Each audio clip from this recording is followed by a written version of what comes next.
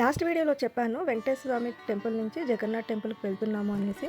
So బెంగళూరులో Jagannadh temple ఎక్కడుంది అంటే అగర అనే ఏరియాలో ఉంటుంది. హాయ్ హలో అండి, అందరూ ఎలా ఉన్నారు? Welcome back to my channel. Bengaluru temple సిరీస్లో ఇది పార్ట్ 17th వీడియో అనమాట.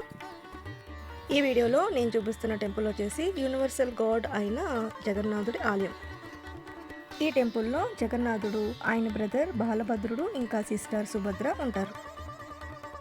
ఈ టెంపుల్ని బెంగళూరు జగన్నాథ్ ట్రస్ట్ వాళ్ళు చూసుకుంటున్నారు. ఇప్పుడు రథయాత్ర టైంలో అయితే ఇక్కడికి 15,000కు పైగా భక్తులు వస్తారు.